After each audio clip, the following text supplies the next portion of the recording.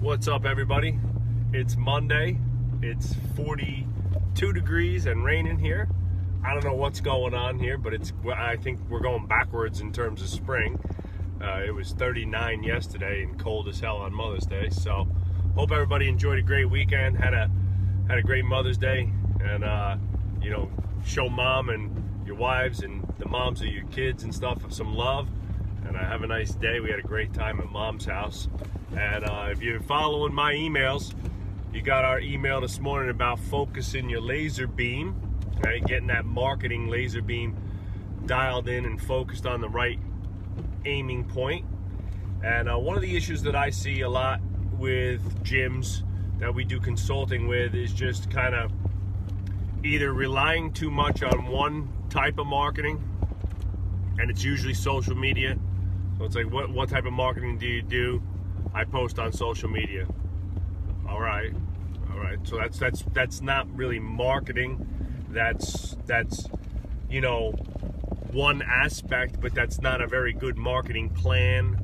That doesn't diversify at all. That doesn't ensure that you have multiple streams attracting leads from different places. Okay, that's only one source. And what happens if you forget to post? What happens if Facebook or Instagram goes down for a day or two? So there's no marketing that day. There's no opportunities that day.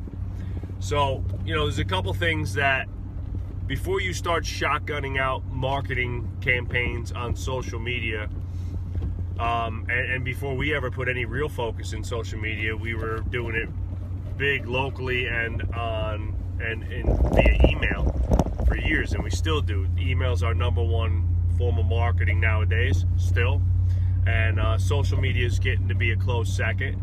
But it was only in the last 2 years where we've actually started spending any real time and money using social media as an actual marketing tool, and not just a form of branding and advertising. There's a big difference, right? Marketing is sending a message that attracts people to your gym. Okay, so marketing is creating a message that stimulates some type of pain point or need to a potential client that says, wow, that's something I resonate with, and I got to go check that place out, right? So, if it's an athlete, it's, why are you slow? Or time to get jacked and fast this off season, things like that, right? Or tired of being outrun by the competition, right? So there's lots of different pain points for athletes.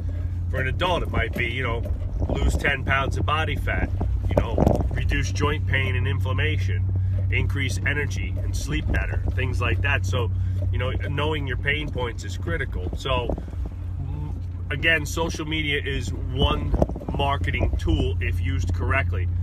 Unfortunately, what I see is that most people are just advertising, meaning it's, cool videos and or themselves doing cool things in the gym, and that's great, but that doesn't tell me a message. So posting a video of you squatting 500 pounds is cool, but it doesn't actually tell me anything about, how does that help me, right? How does that alleviate a problem that I might have as a potential client to make me want to come train with you?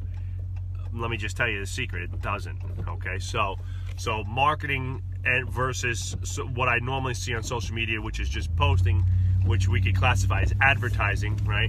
And that's like what big giant companies like Coca-Cola and like Nike do on the Super Bowl, right? They're paying millions of dollars to just get in front of you.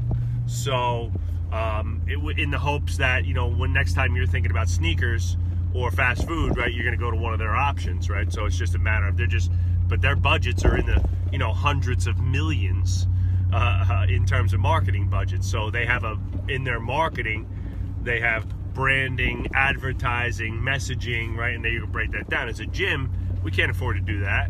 And two, remember, we're not selling sneakers. And I've used this analogy a bunch of times. If you want to buy a pair of sneakers, you just go buy them. It's like, do I like them and do I have the money to get them? Selling people on fitness is a totally different ballgame, because you have to sell people on commitment, consistency, accountability, right? Eating clean, going to the gym, working out hard, stuff like that. That's a totally different animal, right? That's more emotional. That's more, deep rooted in terms of their ability to commit and make, and be accountable for a longer period of time than maybe they'd want to, right? Everybody would rather just take the magic pill. So what can we do to focus the marketing laser beam? Well, I always start by, you always start inside, right? What are your core values and mission statement? What does your company stand for? What are some unique properties about your business? Okay, so having a core values and mission is kind of the ideological backbone of your business. It's going to be the catchphrases and things that you say all the time in sales meetings, on your marketing paraphernalia, on, like brochures and things like that. It's going to be words that you start to ingrain in your culture that people in your community start to use as well. So, our core values are hungry, humble, and committed to excellence. And they're pretty much everywhere and anywhere we can put them, on our emails, on our marketing material, up in our gym, on flyers and things that we put up around the gym. And that way they start to become kind of known language to our entire community, right? That's really important. Another thing is spending some time identifying your ideal client and target market. So, hard to fire a laser beam if you don't know the target, right? So, I want to have a precise message, right? And I want to know exactly where the target is. So it's like having a laser guided system to guide my laser beam. Okay, so by having an ideal client, I've narrowed down who I work with. Is it 25 to 45 year olds? Is it 40 to 60 year olds like ours? Is it a 40 to 60 year old affluent family who lives within the 5 towns that surround our gym, who have an average household income of $250K and have 3+ kids? I mean, that's our ideal client. It's a family who lives in the area, who has kids who play sports, and we play to both the kids and the parents for fitness, whether it's sports performance for the kids or general fitness for the adults.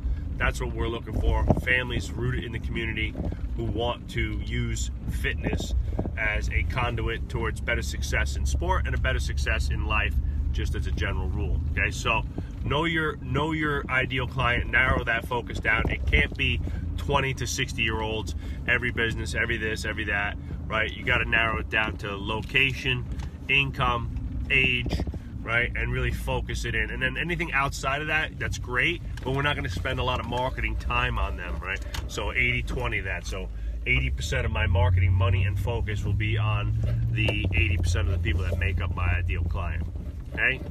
Another one is your pain points. Well, once you have your ideal client, know your pain points. What drives people to want to seek out fitness in that group, right? How, age, demographic, whatever it might be. What is it that drives them to make the commitment to come see you and come to your gym, right? So have a list of, 5 to 10 pain points. Fat loss, training with no pain, more energy, that's a big one. More confidence, that's a big one for kids, right? Things like that. Next one is have a USP, your unique selling position. Something to the effect of we are, right? We help, buy this, right? It's like like Varsity. Welcome to Varsity House Gym. We help athletes and individuals get in the best shape of their life, lose fat, gain confidence, improve performance on and off the field, right? So that you don't have to waste valuable time in the gym, right? Things like that, right? So having a defined statement, okay? Diversifying your marketing, so Facebook, Instagram, that's social media.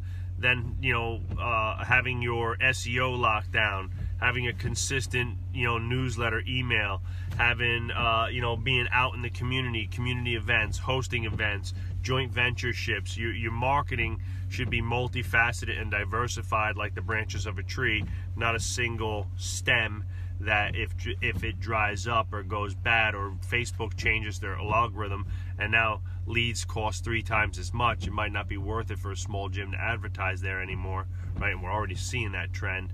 So, diversify your marketing so you have leads coming from multiple streams, right? And last but not least, once you have all those other things in place, now it's time to build out your marketing calendar and get 12 great initiatives on the calendar for the year.